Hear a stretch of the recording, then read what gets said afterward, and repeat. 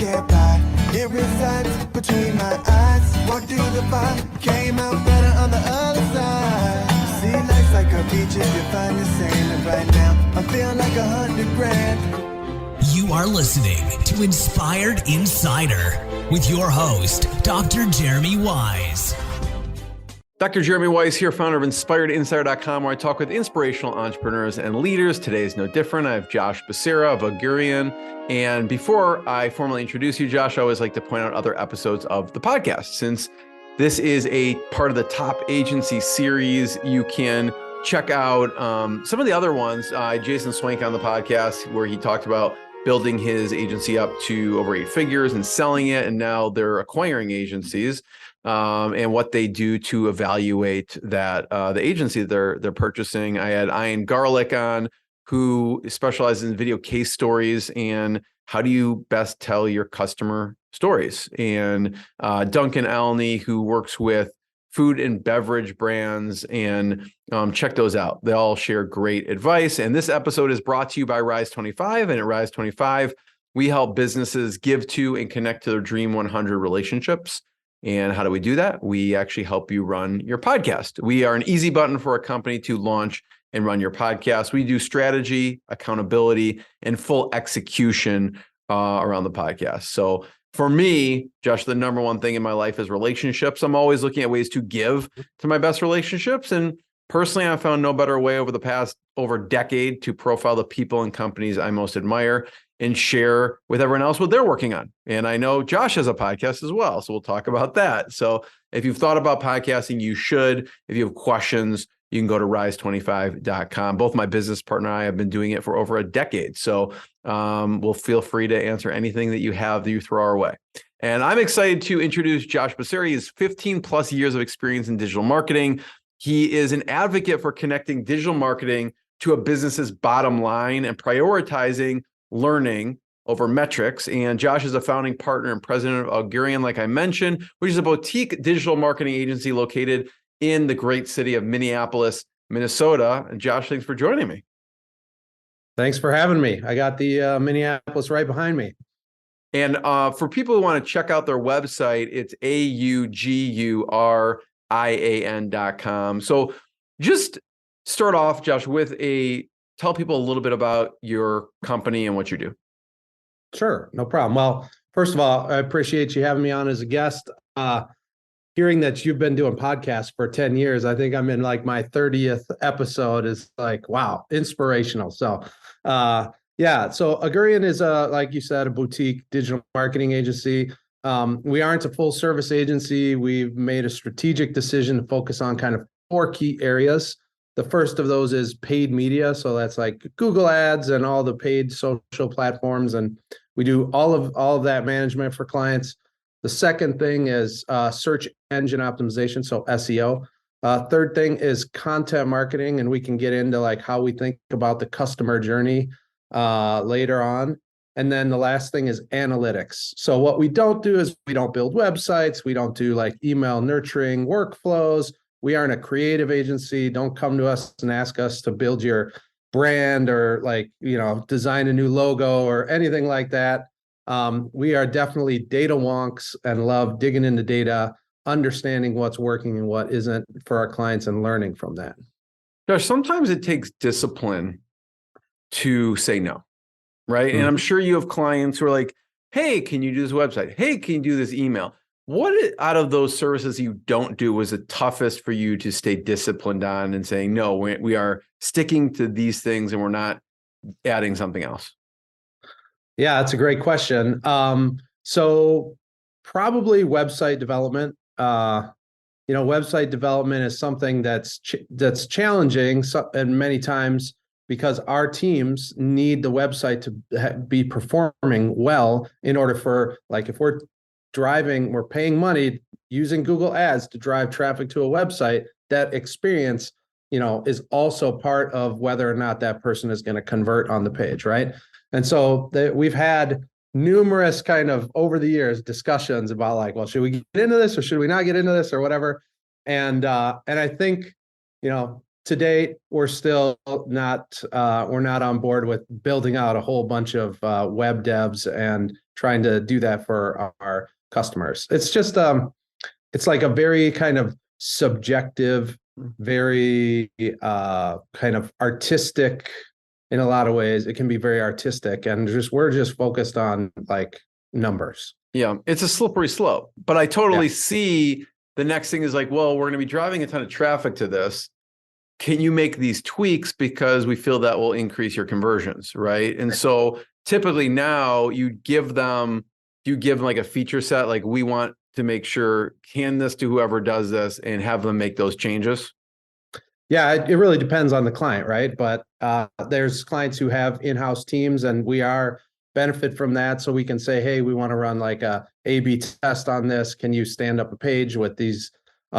There's other clients who allow us to make changes in the sense that like there's products like Google Optimized where you can actually run A/B tests and you don't need a web dev. So our team is very fluent and experienced in doing some of the like conversion rate optimization is for sure a thing that we do.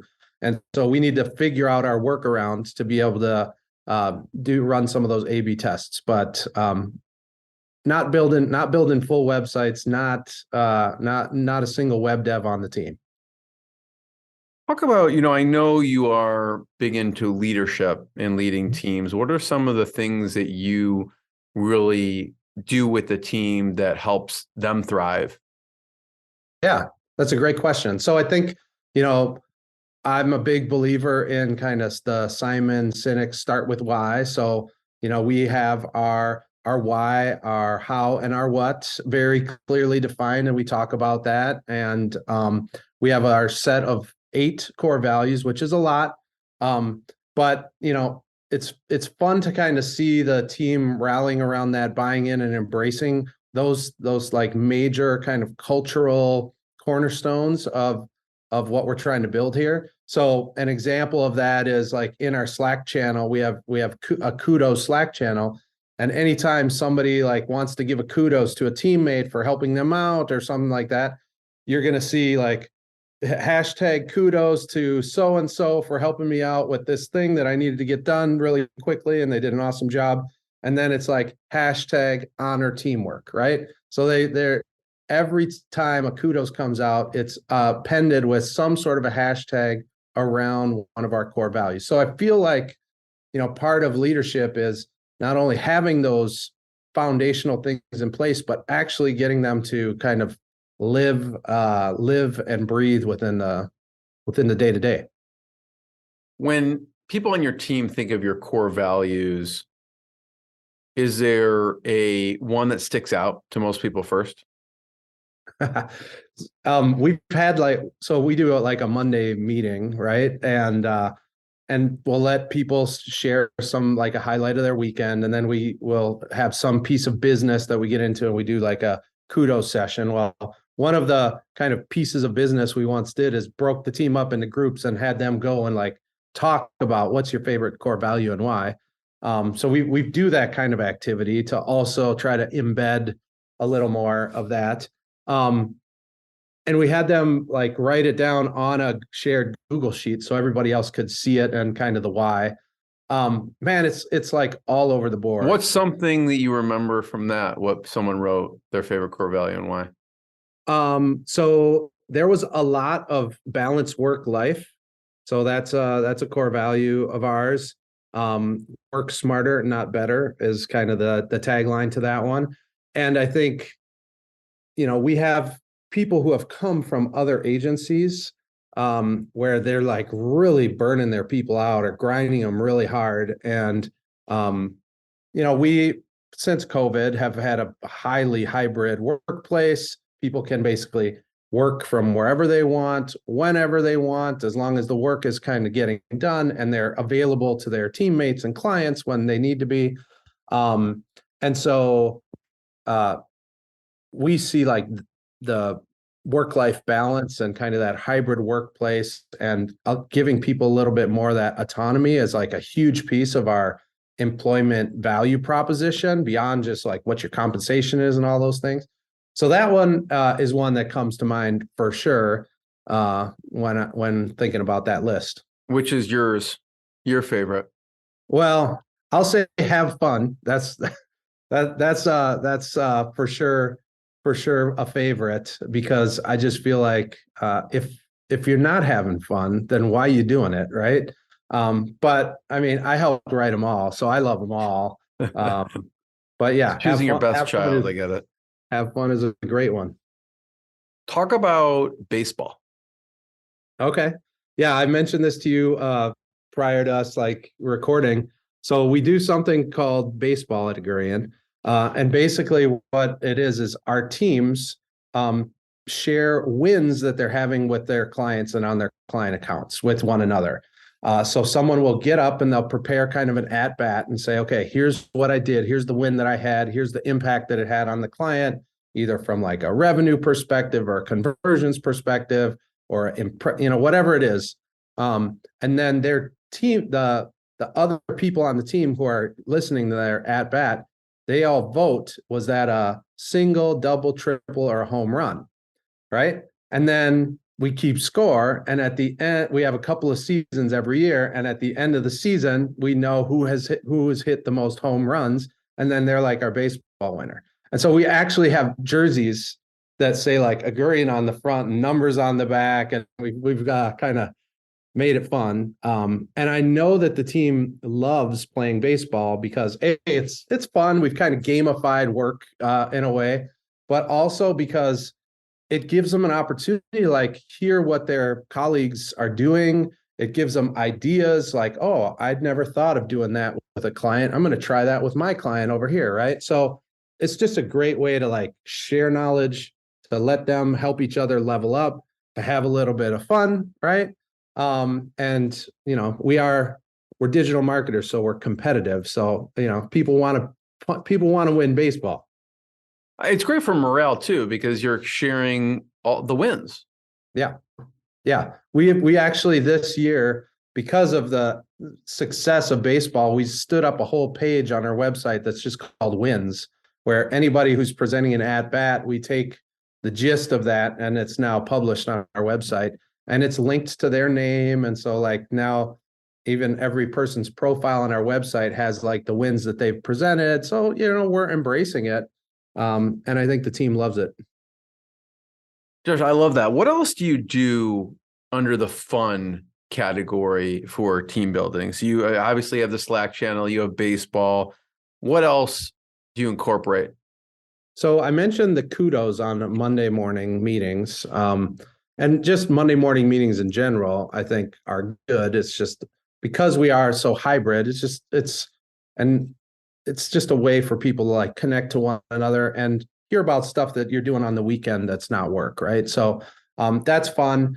The kudos session on our Mondays meetings are just great. It's where people say, I have kudos to give, and they get an opportunity to say who their kudos is for and why. And normally like we probably have 20 to 30 different kudos, and everybody just kind of leaves that meeting feeling great and getting ready to start the week. So love the kudos session. And then other things that we do is we're big on volunteerism. So at least quarterly, we're doing some sort of a volunteer activity. Let's see, Q4 of last year, we went to Target as a team, and we bought a ton of gifts, brought them back here, wrapped them, and then delivered them to a place that will then distribute them to families who would love to have some extra gifts under their trees. So that was a thing that we did this last month. I think late January, we went to Second Harvest Heartland, which is like food. It helps with food insecurity, and we packed some like potatoes and stuff as a team. So those types of like team building things are super fun. Of course, we'll do an occasional happy hour together and things like that. We'll order in lunch on occasion, and people actually come to the office and eat versus just being hybrid or remote.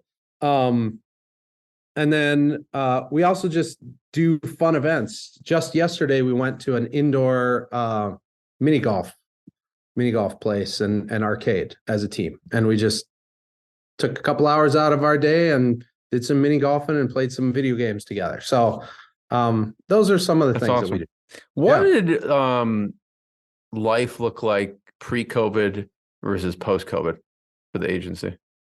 Yeah, it's a good question. I would say like pre-COVID, 80% of the people, 90% of the people were in office 4 days a week, even though we had some, like it wasn't against the rules by any means to work from home, but there was just like, I don't know, inertia or like kind of the momentum in the office was, hey, like everybody's in the office. And that has been probably the biggest shift. And I'll be honest, as like a kind of the guy with a little bit of gray in his beard, I'm like, hey, I love seeing people. I love like the water cooler talk that comes with being in the office.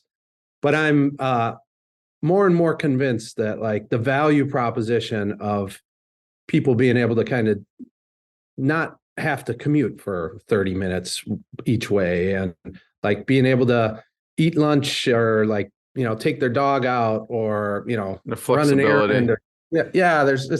It's so much more valuable to people. So I'm letting go of that rope and I think the team likes it better. So that's probably like the biggest shift, I would say. And like client stuff, like rarely do we have an in-person client meeting ever or in-person sales meeting. Like all the selling is done through Zoom or, Google Meet or whatever.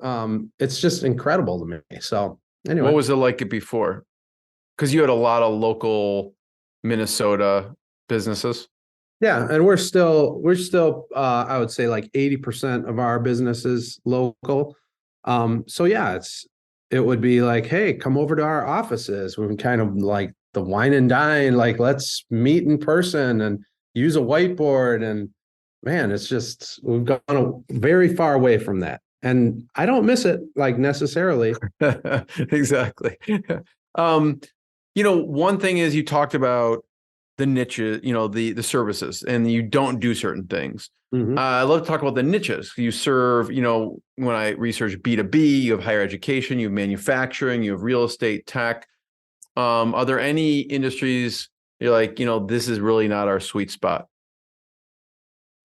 Not really. So like that's another thing that I've kind of am really grateful for is that we decided not to like totally niche out and just provide services. Like I know somebody whose their agency was all around like trade shows, and man, did their business dry up over COVID, right? And so I've felt like the decision to not like niche down to like we're only doing B2B or we're only doing e-commerce or whatever is a good one for us anyway. What it also allows is like when I'm talking about teams sharing wins and ideas and experiences with campaigns and things with clients, is it gives an opportunity for like someone to be talking about like this very effective strategy from an e-commerce perspective, but then the person listening to them who's managing kind of more of a B2C services, maybe it is higher ed where we're not, nobody's putting an MBA in a shopping cart and buying it, but yes, it is a, B2C transaction. It's just longer sales cycles, different, but they can you can actually learn stuff from having this diversity of clientele. And so, we like software as a service. We really we like it because many times those companies are high growth. They get what we're doing. They're very tech enabled. They understand kind of the digital marketing side of things. So there's a huge learning curve. A lot of times they've got bigger budgets and they're ready to go. And the attribution is very, very simple. It's like, did somebody sign up for the demo or the free trial, right? It's all online and it's really easy to do. But we also love B2B manufacturing, long sales cycles, high dollar, like lifetime value where you sell one deal and it's worth like $10 million. Like those are fun things to work on as well. I want to talk about, I really like how you have this framework for content marketing. And so Okay. I'm actually going to pull it up here so we can take a look at it while we talk about it. But I'd love to have you walk through Augurian's framework. Sure. So I've always thought that our content marketing is somewhat of like a kissing cousin to SEO, right? So basically, what I mean by that is it's still very much powered by the same principles that you would think about for SEO. So we talk about our customer journey and kind of these 6 different phases that you see here, right? Unaware, problem aware, solution, compare, purchase, and then success or loyalty, which is post-purchase. Let's just talk about the first 5. But really what we're trying to do with our customer journey is help our clients understand what are the topics and questions related to our customers' business that consumers or people are out there searching on. They're at volume, right? So that more than one person per month is searching on this topic or question. There's hundreds of people, thousands of people that might be searching on this topic that might be related to, how do I start a effective podcast, right? In your case, maybe. So there's what we do is we try to say, okay, what are all the topics and questions? Let's put those topics and questions into like what stage of the customer journey do they belong in? And then we look and say, all right, do we have content that actually addresses these topics and questions? And how well is our content performing? Like what of the volume of searches, how many of those eyeballs are we actually capturing? And then we look and see like, what about the competition? Like who's actually winning on these topics and questions? How many eyeballs are they capturing? And then we prioritize, basically. We look and say, all right, well, we've got a bunch of content that's kind of high funnel, unaware, problem aware, that's performing pretty good, but we really don't have any content in like the solution compare stage. And so then our team will basically take all of this information, the competitor information, our own kind of audit information, the topics and questions, and prioritize and say, okay, this is the topic that we should write about first, and here's why. And then we generate a prioritized list of topics, and then we just start writing on them. So that's the process in a nutshell. What are some, I'm sure you see a lot of companies that come to you and they're in all different stages of having some of this, all of it, or none of it. What are some of the big mistakes that you see companies making when they first meet with you in their content marketing in this customer journey? I think a lot of times when people think about digital marketing, they are really like focused on number 5, like the bottom of the funnel. Like somebody is actually typing in, I need a digital marketing agency in Minneapolis, near me, or in Minneapolis. Like that is like very much, I already am aware that digital marketing exists. I'm aware that there's agencies that deliver those services. I'm probably even aware of the competitor set. And now I'm just looking for someone near me, right? So I think that like the biggest mistake is like this propensity to like focus so much on the bottom of the funnel, where yes, there's that's where you extract the value, right, at the end of the day. But my belief is that the companies that move up funnel and are seen as the companies that are doing like the education of that prospect all throughout the customer journey, like the sooner that we can get into the consideration set of someone as they move through this customer journey, the better, in my opinion. So that when they do get to solution compare, you're already in the consideration set. So that when you do get to purchase, you're already in that set. So anyway, I would say that like the biggest mistake is not giving enough credit to some of those like earlier stage, higher funnel stages.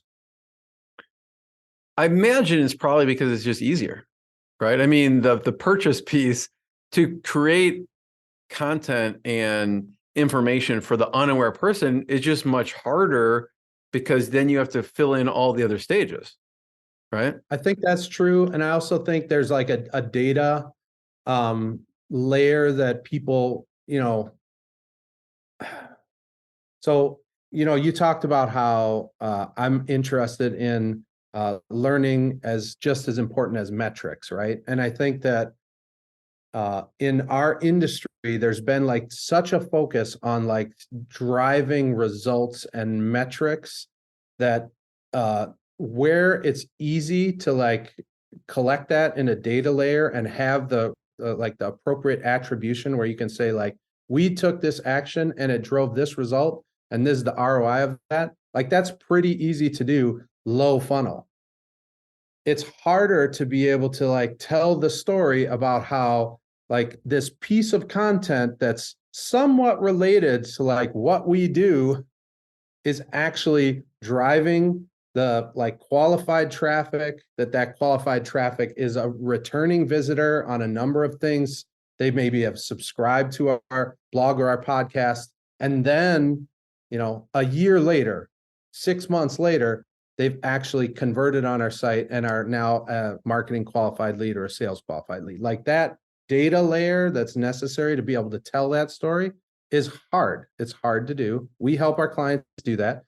But I think that's why people are just like so much more like it's just easier to focus on the low bottom funnel. Yeah, I mean, when I look at this, and if you're listening to the audio only, there is a video piece where we kind of see their page and their customer journey. When I look at this, and then the first part of what you do is you do an audit, right? And this seems like it'd be really like not so easy because you have to kind of collect everything and then kind of put it into these different stages and then see which one is lacking. Right. So it doesn't seem easy. Do the same thing for your competitors, right? So that's that competitive analysis, which is like, okay, now we did that for us. Now we got to do that for our competitors. And when I mean competitors, I don't necessarily always mean like the people that our client thinks are their direct competitors and the name of that person. It's also like, who's just winning on that search? Like what is showing up number one in that search? Like it could be Wikipedia, and that's your competitor on that search, right? So anyway, it's not someone who's going to win the business, but it's someone who's winning the eyeballs. Right. So then we need to like think sometimes when we see that it's Wikipedia, we deprioritize that as a topic because that's an uphill battle. Not that it can't be won, but I'm sure that in the grand scheme of things, there's probably other topics that we can prioritize that we can get traction on quicker. And we always like to get, quick wins if we can. So an example of this, like I got a case study. I know you were gonna ask me about this.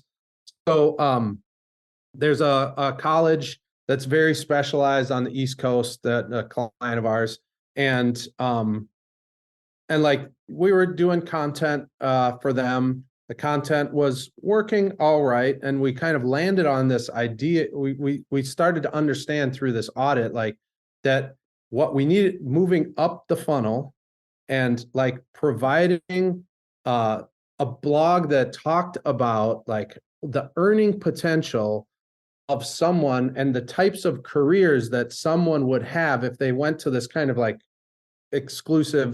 not exclusive, but it was kind of a niche college, right? It's like an environmental education. So it's like, what are the different jobs that you can get with an environmental education degree? What can you expect to get paid working in those jobs, right? So this was like very much high funnel. It wasn't like, hey, come study here, like get a degree with us. It makes people think, just maybe I should consider this occupation. So they're totally unaware. Or people who are like at least considering like, should I go into a career in environmental education? Like, what's the first question you're going to ask is like, well, what jobs do you get? Right. And so we built this like amazing piece of evergreen content. It was just long form blog. And it's to this day, the highest performing, like from a traffic standpoint, blog content. And then because of the data layer, we were able to like show like kids who show up at this page, they return to other pages. And, those turn into applications, and those applicants, some of them turn into registrations. And so like that is powerful stuff if you can make it work. You have a, like I mentioned before, a really extensive base of types of clients. One of them was a custom fireplace manufacturer, right? So what did you do with them? Yeah, so it's still a client today. It's pretty amazing. Like they build the coolest fireplaces. Like think of like what Google has in their like office in Colorado, like some $75,000 custom fireplace. Like that's what these, and I've had the privilege of like touring their manufacturing facility, and it's just like blacksmiths back in the back, like hammering on metal, like making stuff. Like it's amazing. And they like showed me how they do a patina using acid. I mean, it's really cool stuff. So they have a great product, and they're kind of two different customers that they're going after are like very high-end net worth individuals who can afford like a really nice custom fireplace, or like designers and architects and people like that, right? So when we started with them, they had a sales team. It was a lot of like outbound sales. They were doing some digital marketing. The contact over there, we had a conversation. I tried to win their business, lost their business. A year later, I called her and she's like, "Yeah, I think I made a mistake. Let's go with you." Why And did she say that? Why did she say she thinks she made a mistake? Because she wasn't getting what she thought she was going to get from the vendor that she chose for that year engagement. And so, yeah, we've been with them now for like 4 or 5 years. And, beyond like doing, so we're doing paid media, we're doing SEO, and we're doing content marketing for them. So we're doing a lot, like most of our services with them. Beyond just providing those services, we really pushed and like supported her in her efforts to move the company into like a more data centric approach. So we were able to help her get like HubSpot as a CRM across the finish line. So then helped with some implementation of that. So now we've got like a great tool that we can understand like where are the people who are coming to the website coming from. When they convert, they go into HubSpot, and then we can see like, do they actually turn into a paid customer or not? And with that like data layer, we can take all of the people who have become customers, and we can import that back into like the platforms like Google Ads and say, hey, we want to find more people who look like these people, not just the people who converted, not just the people who asked for a bid, but the people who actually bought a $75,000 fireplace. We want more of those people. And that transformation has like, I mean, they're growing their business tremendously. I went up there and I spent like an hour with their sales team, helping the sales team understand how, in fact, we can take this data out of the back end of their CRM and help improve the quality of the leads. And once a salesperson kind of understands, hey, like if I do my job in the CRM and actually track this appropriately, then the marketing people are going to send me higher quality leads that are going to be easier for me to close. Like they're all in, right? They're like, I can help you make money. Like you want to make more money, you help me in HubSpot. So that was a big win for us. And yeah, that is one of my favorite. One of my favorite. Josh, thank you for sharing that. That's gold, because first of all, the last thing a salesperson wants to do, probably anyone, is enter detailed things into a CRM, right? They just want to be on the phone with someone selling, right? But I love how you kind of connected the dots for them, saying, if you do this, then we can make the system smarter on the front end and give you more and better people on the back end, which allows them to sell more. Yeah, and it's proven to be true. I'm pretty sure that they're growing their sales team, and things are humming along pretty good. What's for the manufacturing? What would be an example of an unaware and then a problem aware piece of content? For manufacturing? Yeah, for this one, for the fireplace manufacturer, what would be an example of, okay, totally unaware and then moving into a problem aware? Just so people can kind of see the process a little bit. Yeah. So, there's a piece of content that we've done, and we refresh it almost every year because it's like so awesome, which is like a trends piece. It's like 2023 fireplace trends, right? And so that's something that anybody who's thinking about building a house, who's like, wants to put in a backyard, whatever, fire pit situation, like that's something that'd be like, oh, like a trend piece. I'll take a look at that. And then all of a sudden they're like, man, I didn't know that you could like order a custom built thing. Like, look at these. Like, these are amazing, right? And for people with money, or like they love amazing things and they want their things to be amazing. So so that's probably an example of like some of that higher funnel content. I don't know if it would necessarily fit into unaware or problem aware. I would say that's pretty unaware. I mean, it must have been gangbusters during COVID. We've definitely heard of like, like a homeowner taking this, like a picture out of this, trends thing and showing it to their architect. And then the architect calling and being like, hey, my client gave me this picture that was in your trends thing, and I need to talk to you about doing something like that. So anyway. What would be, I'm sure during COVID, people are like redoing all sorts of things around their house. But there was also like some supply chain. So like while yes, everybody was like, I'm going to invest money in a backyard, whatever. It's like, I don't have any steel. That's a whole nother issue. Yeah. That's a different podcast altogether. So what about problem aware in this situation? Problem aware. So in this situation, are they looking for, they know they want to change out or want a new fireplace in this situation?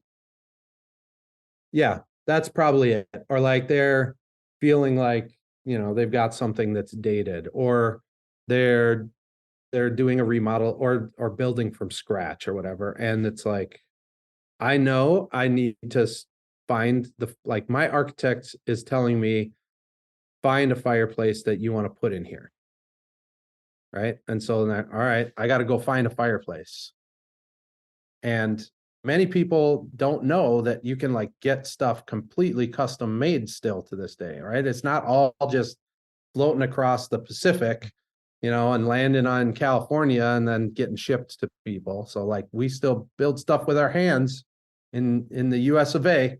And so like that's something that people sometimes aren't always aware of. So we got to keep them aware. From a B2B standpoint. So we talked about higher education. We talked about manufacturing. Yep. From a B2B standpoint, you had a Digi. Yeah. So there's a client that's in, it's like international, probably got a multi-billion-dollar market cap. So it's a big company, and they sell like Wi-Fi, or like cellular, like widgets, like the things that some bus manufacturer is going to say, hey, we need to be competitive in the future. So all of our buses need to be Wi-Fi enabled, or we need to be able to track our buses as they circulate throughout the city, or we need every single street light, because I'm a lighting manufacturer, to have like a little chip in it that's going to tell us when the light is out so that we don't have to drive by. It just tells us, so like I want to build a smart light fixture for, roadways. and I'm in charge of figuring out whose widget I'm going to put in there to give me that functionality. So they build those widgets. And so their solution is like, it's all over the place. That's pretty cool. Yeah. But the thing is that they're competing with like T-Mobile or AT&T on like these terms around, like, I don't know, mesh network and like, For like a totally different very, use. very technical terms. Yeah. But like, yeah, they're competing with these huge brands and it's super competitive. And that's like very high funnel content. Whereas like, their strategy up until when we, did this piece with them was to focus on like the long tail, like let's write content that like only an engineer who knows what a mesh network is and like how it performs and all this stuff, like that's what we're going to write. And there's only going to be 10 people who search on that a month, but those 10 people, if we can get in front of them, those are good people. It's not a bad strategy. But we felt like they needed more stuff kind of in the higher funnel. And so we helped them develop an educational blog, kind of like that evergreen piece that I talked about with the college and university. It was like, how can we help you win? And so, yeah, like the great thing is if you can win on those terms, you're going to save a lot of money on like the paid media side. So, what they were doing was they were paying for the PPC clicks on those. And so what we calculated was it was like a $15,000 a month or something in cost savings because we were able to get this piece that was a little bit higher funnel to outrank some of those very competitive, like those big competitors, so that they didn't have to pay for the clicks. So anyway, that's like an example of that kind of work. I love it. That's such a cool niche business, but big. Yeah. First of all, Josh, I want to thank you. I have one last question. Before I ask it, I want to point people to your website, and they can go to augurian.com, Augurian. And I know we mentioned Simon Sinek before, and I'd love for you to talk about what other resources, whether it's leadership or any other books or audio books that you recommend to yourself and your team. Yeah, sure. So we are EOS, Entrepreneurial Operating System shop. So we have embraced EOS. So if you haven't heard of EOS, Gino Wickman, the author of a book called Traction, is where you're going to find most of that information. I think it's really great from like an operational side of things. There's a guy by the name of Patrick Lencioni who's written a book called The 5 Dysfunctions of a Team. So that's more on like the relational side of things and like what you need from a team from a relational side to get results, whereas EOS is more like operational in nature. Those two are great. Start with Why. The Simon Sinek book is a good one. I also like his book called Leaders Eat Last. That is a great book, and that premise comes from interviews that he did with like Navy SEALs, and the ethos that they have is like the leader of the SEAL team that always eats last. Anyway, good stuff. I've enjoyed those types of books. And the most recent book I read was called Leadership Self-Deception, and I don't have the author off the top of my head. Actually, I think it's like a think tank that authored the book. But that was really interesting, and it's like told in a story form. It's like a narrative, so it's not like a typical leadership book. So that's a good one too. First of all, Josh, I want to be the first one to thank you. Everyone, check out more episodes of the podcast. Check out Augurian.com, and we'll see you next time. Thanks, Jeremy. Thanks, Josh. What I got, you can't buy. It resides between my eyes. Walked through the fire, came out better on the other side. See, life's like a beach if you find the sailing right now. I'm feeling like $100 grand.